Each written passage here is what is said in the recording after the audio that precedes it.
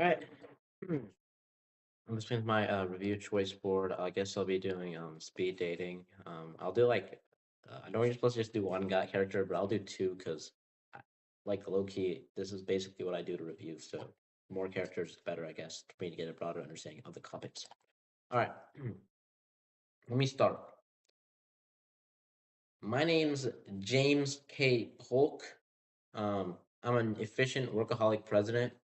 I basically I've expanded the United States the most since Thomas Jefferson, and I believe in manifest destiny. So basically, we're meant to stretch from the Atlantic to the Pacific. So I was like, let's annex that Texan state. Shoot. Let's annex that Texan state.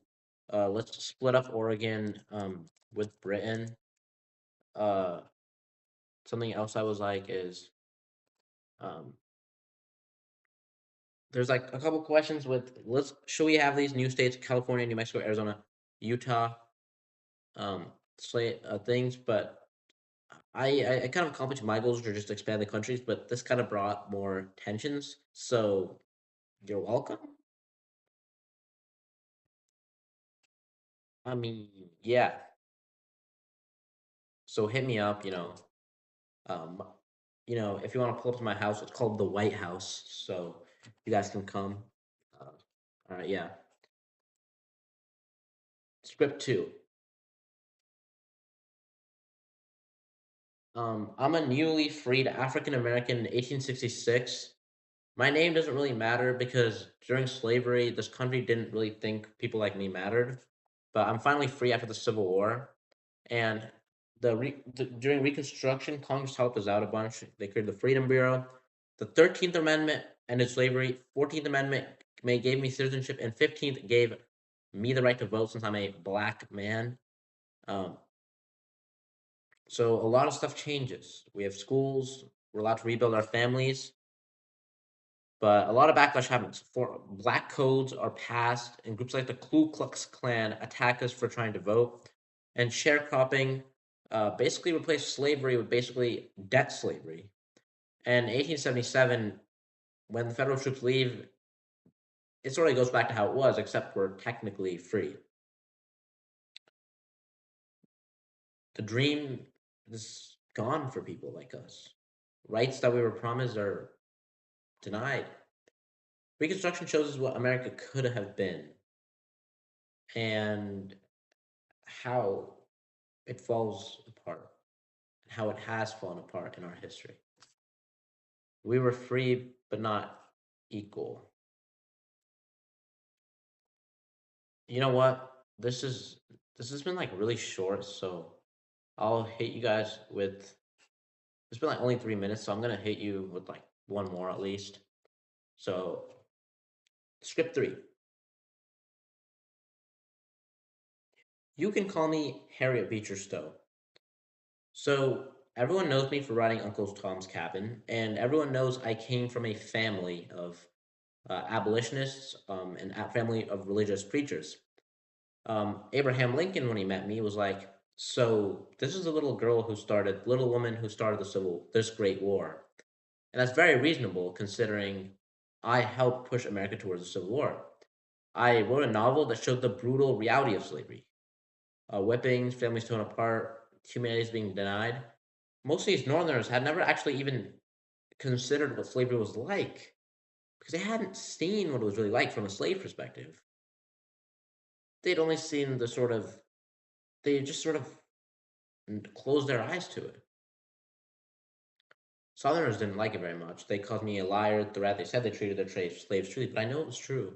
And I sold hundreds of thousands of copies and turned a lot of people into abolitionists. So I didn't start the Civil War, but I made people understand why we fought it.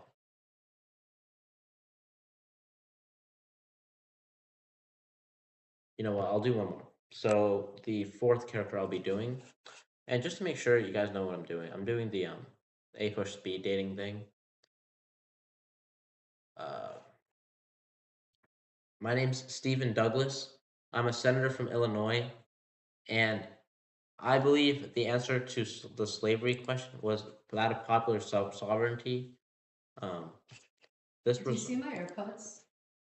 Un నిమిషం నా ఇదేదో பண்ணிட்டு இருக்கேன் Oh, தெரியல. sorry. I thought you were just yapping. Wait, have you seen them? இல்ல தெரியல. Are you still recording? போறியா? Hello. Dude, Greetings. okay, just let me do my thing. What are you doing it on? James? James? James? No, it's unlike Stephen Douglas. Like, Hello. I am Stephen Douglas. dude, you're not. Okay, I'm Stephen Douglas. Okay, I am Stephen Douglas. so my That's policy. my cameo. Okay. Stephen Douglas comes in from the history. Okay, so yes, so my policies helped cause a lot of the violence that was in Bleeding Kansas, for example, where northern and southern supporters, northern and southern supporters like started pouring to sort of establish, like for example, what they wanted in terms of slavery. As you guys know, the Kansas-Nebraska Act of 1854 was what caused Bleeding Kansas, and the Whig Party kind of collapsed after that, and the Republican Party sort of rose.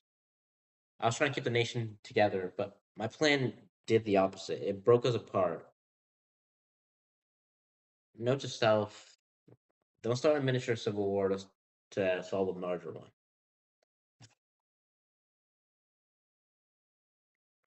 All right, that's pretty much 6 minutes, and I hope I did this properly. I try to be like multiple different characters, trying to explain how they would have viewed it. Um, okay, you know what? Since I've only done people, I'll do an event, and I'll just cap it off with that, right? I'll do an event. Um, so let me think. There's a couple events I could do. Mexican American War, but that's I've already kind of covered that with Polk. Compromise of 1850, Emancipation Proclamation, Compromise of 1877. There's Kansas Nebraska. I kind of covered that as well. I look had good coverage, so I guess I'm gonna do the Compromise of 1877, and this was signed by what's that president's name? I need to Google this. Rutherford B. Hayes. And as Miss Polnow explained during her class, like people just sort of stopped looking at the problem after this because they're like, oh, we've wiped our hands clean of it. So last and final script, last and final speed dating. My name is the Compromise of 1877. I changed the South after the Civil War. That's for sure. So election of 1876, it was Rutherford B. Hayes that was elected. Um, so it was a Republican.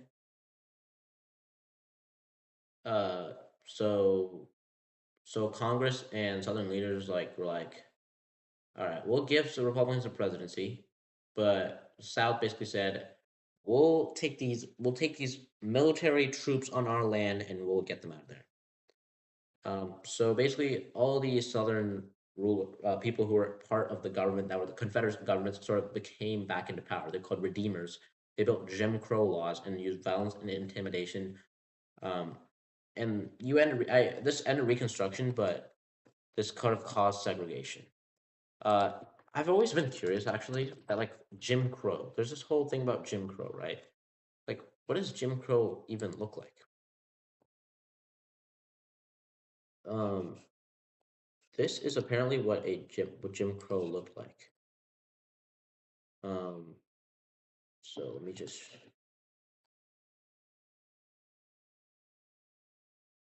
Uh, this is what I can make this bigger, but anyway, this is sort of what a Jim Crow looked like, right? You guys see, it's a. I need to zoom in.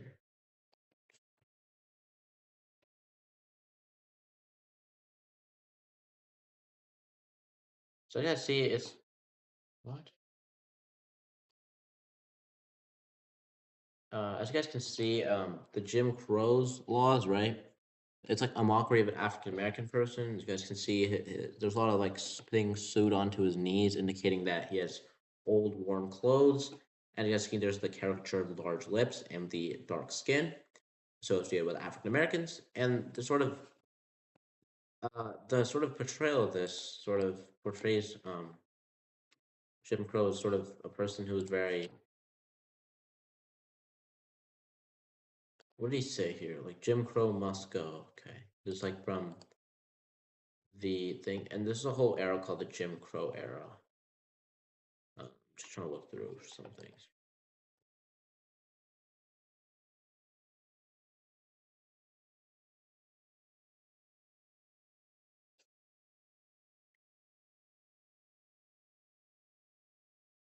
Jim Crow.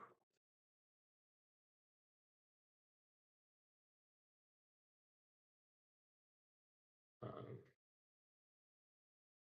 I guess this is the sort of some of the characteristics of Jim Crow. Uh,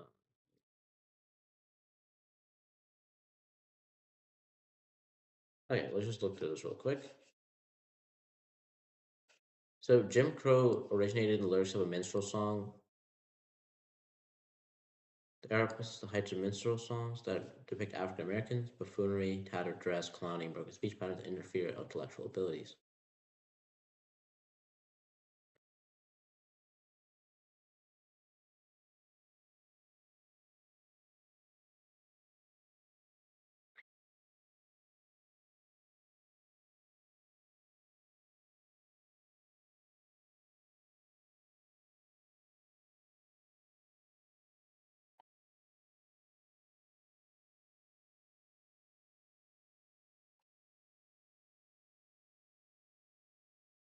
Yeah, guys. All right. That's pretty much it for this video.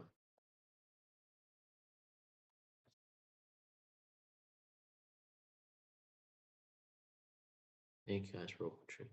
Thank you. Thank you.